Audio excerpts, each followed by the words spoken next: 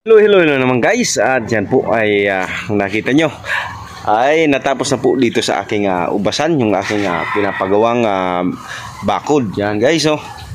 Kita nyo. At malapit na rin matupad ang aking gagawing business dito. Kahit na medyo kailangan pa ng budget kasi yan po, nagkakaubusan na po tayo ng budget. Okay. Iisipin ko pa kung saan na naman po ako uutang dito nga aking budget. Yan guys, yan po. Nakita nyo may mga ano na yan dito. Pasensya na po kayo, magulo po dito kasi naglagay na po ng mga bakal. Nice. Para maganda po yung tingnan. Kumbaga maayos yung tingnan yung aking basan. Yan guys, oh. Yan, steel pipe ang pinalagay ko na. Pagkawayan po kasi although maganda sa paningin, pero mabilis pong mabulok. Yan. Kaya ang binalagay ko po dito ay yung steel pipe na. Yan. Para pang matagalan na po. Yan. Oh my God! Wow! Kasi pag nagpo-pruning ako, yung mga inilalagay kong kawayan ay gagalaw po. Tulad po nito, tatanggalin ko na yan. At bali po next week ay magpupruning na po ako ng aking ubas for the second time na pagpapabunga. Sana all. Itong aking ubas.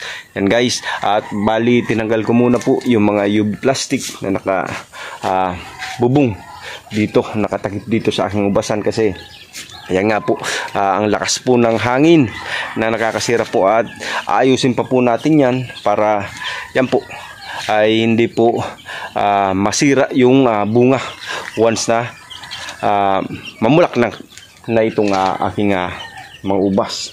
Yan. Nag-abono na rin ba ako, nag-apply na ako ng abono ng urea 14-14 triple 14 para nga po may ready na o mai-condition na ng ating ubasan. Yan guys. Yan. Doon po sa unahan ay na pruning ko na. At although yan nga po wala pang mga bubong yan. Nakita nyo guys, oh. Yan. Yan sa parte na yan. Although nga po ay wala pang bubong, pero okay lang po yan. Kasi itong Baikonur ay napaka resistant sa lahat po ng sa init, mapaulan. Yan po. Yan guys. Wala pang pruning pero yan, nagsilabasan na. Yan. Ito lang po yung aking na pruning nung nakaraan at yan po nagsilabasan yung mga bunga. Yan. Yan guys, oh, ang dami. Sa 6 months old na ubas na ito ay naglabas na agad ng maraming bunga. Yan guys, yung nakita nyo. At yun po, nag-start na rin po ako mag-pruning dito sa mga kasabayan po ng aking tinanim. Yan. Hopefully ay maglabas po ng maraming bulaklak para po, yan po, parami po yung bunga. Labas. Yan guys, oh. Yan ang epekto. Nakita nyo may mga spot guys. Yan ang nangyayari pag panay pong ulan. Yan, walang takip yung inyong wala pong takip ang ubas. Yan ang nangyayari po talaga yan. May mga konting spot. Pero okay lang po yan. Kasi Baikonur yan. Malakas yan. Baikonur lang malakas. Yan. At yan guys. Ito po yung aking pag-ready. Kasi tatayo po ako ng isang business. Hindi lang po gagawin yung tourist spot itong aking ubasan, maliit na ubasan, kundi ay magtatayo po ako ng kainan po. Yung usong-uso po dito sa aking sa Bicol, dito sa Nagay, ang kinalas. Yan. Yan po ang pinakauso dito at bibigyan ko po ng twist yan. Yan. Hindi lang simpleng kinalas ang aking gagawin, kundi may mga twist akong gagawin. Medyo kakaiba, unique. Yan. At dito guys, tamang-tama po sa aking gagawing business ang aking lugar kung saan dito ko po sa ilalim ng aking ubasan ilalagay yung mga misa. Ayan, dito po ang kainan at presko po yan sa mga kakain po dito sa aking ubasan once na po na mag-start ng aking business. Yan po, patagal ko yung pinapangarap kasi yan guys, sabi nga, huwag po tayong umasa sa darating na sahod lang natin.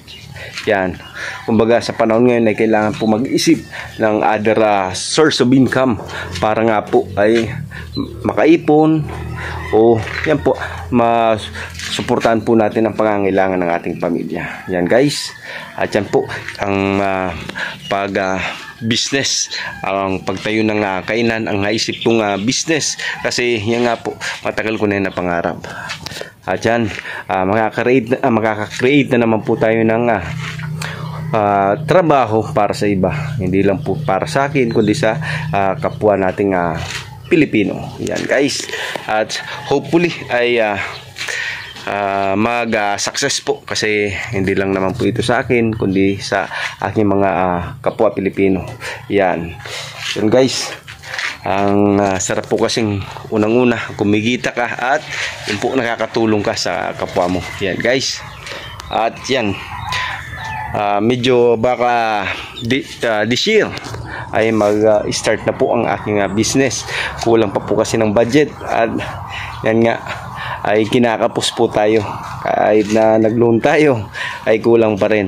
At hopefully hindi pa naman po ako nawawalan ng pag-asa para gawin ang aking iniisip o planong business. Yan guys, nakita nyo guys, oh yan, hopefully ay mag-success po ang ating sa mabilis na sa lalong madaling panahon ay ma-start na po, mag-start ng aking business.